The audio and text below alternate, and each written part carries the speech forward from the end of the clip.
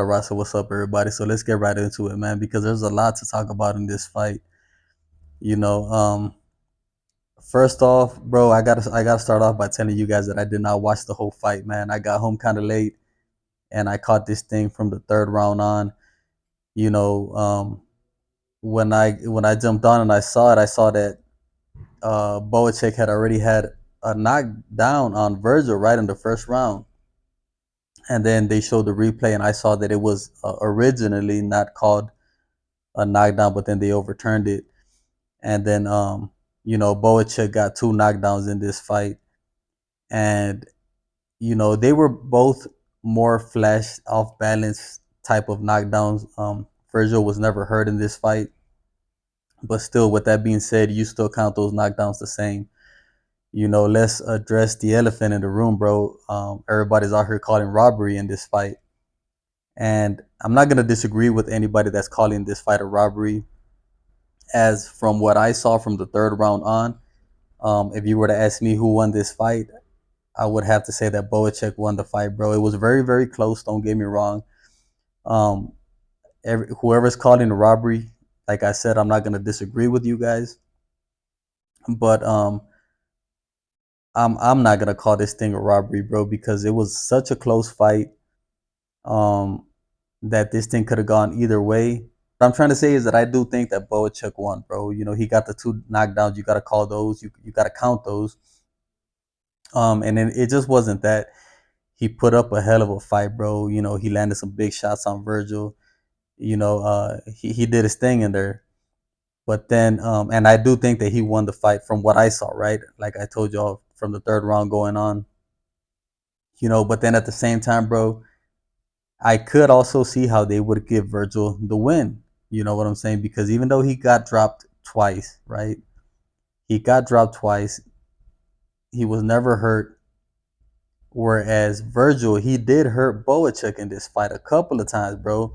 There was even there was a round in there where it looked like Vergil was gonna stop Boacek, man, and I think that he could have stopped him if he would have just pressed it a little bit more. But then, I know sometimes it's easy for us on the outside looking in to say, hey, jump on him, get him out of there. But at that point, it takes a lot to actually even hurt somebody. So Vergil just probably didn't have enough in him to really go all out and to get him out of there. But with that being said, in this fight, this is why it's so hard to really judge this one or to call it, because even though Boacek dropped Vergil two times, he never hurt him. Whereas Vergil did have Boacek on wobbly legs, and that never looks good in the judges' eyes, bro. Judges score things different in different ways. They're looking for different things, and when you're up there looking at Boacek wobbling around the ring, hurt, clearly hurt, and you're looking at points in the fight where it was clear that Vergil had opportunities to actually stop this guy. I mean, judges are gonna score everything different, right? So with all that being said, bro, I'm not gonna disagree with the people that are calling a robbery. I know it's hard, bro. It's hard to say this shit because this damn fight was so close and it was so hard to judge. There was just so many turning points in this fight, so many things that happened. Um, I think if one of those knockdowns, at least one of those knockdowns that Boacek got, if he would have really hurt Vergil, bro, and you could see, Vergil had a hard time getting up or he was wobbling, I think that would have been. Then I think it would have been completely different, bro. Then I would have really been out here talking about like, hey, yeah, you know what? They robbed him, bro. This was a straight robbery. But I can't call robbery on a fight that was so damn close and that where Vergil hurt Boacek, bro. A knockdown is a knockdown, and it's good on the scorecards. But what I'm trying to say is that the way Vergil hurt Boacek, you could have very easily, it could have very easily overturned those damn flash knockdowns, in the judge's eyes, man, because he did have Boacek on wobbly legs, man. You know, Vergil Ortiz, he switched his game plan at the end, bro, and it started working for him, man. He started boxing at the end. And honestly, bro, I would have never thought that shit would have worked, but it did. It started working for him. He started boxing really, really well. He started giving Boacek some problems, and that's when he even hurt Boacek. I think Vergil Ortiz, man, earlier on in the fight, he kind of fell into into Boachek's game plan, bro.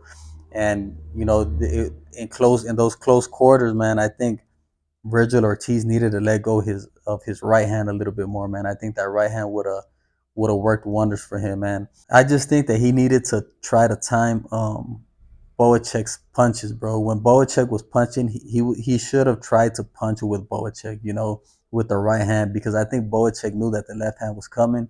These guys have history, they sparred together. I think Boachek kind of knew what kind of how Vergil fights. I think that he was aware of the left hook, and even though with all that being said, Vergil still landed the left hook a lot in this fight.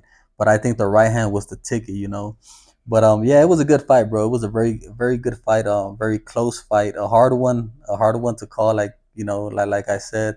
But at the end of the day, bro, I gotta come out here and I gotta keep it real. And if you guys ask me from what I saw, who won, I gotta give it to Boachek, bro. He was the champion. The challenger is supposed to really take the fight away from the champion, and I don't think that Vergil did enough to really take it from him, especially when you gotta count those two knockdowns.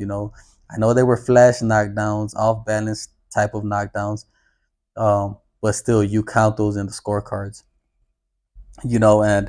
And also, bro, one thing that didn't really sit well with me, or I'm sure it's not sitting well with a lot of people, is how Oscar De La Hoya and Turkey were out here before the fight announcing Vergil versus Crawford, or agreeing to make those fights.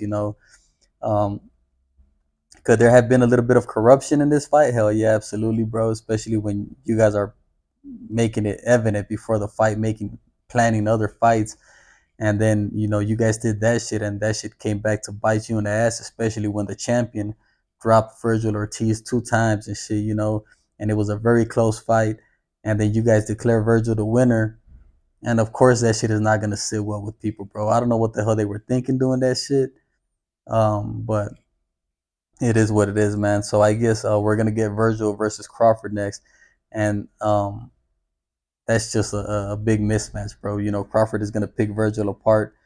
And there's something about Crawford, bro. I remember I was telling you guys um, that don't when I was telling y'all, don't be surprised if Crawford comes in bigger than Madrimov come fight night. Everybody was calling me crazy, and now the numbers have came out, right, that they did the weigh-in the night of the fight, and yeah, it turns Crawford was bigger than Madrimov.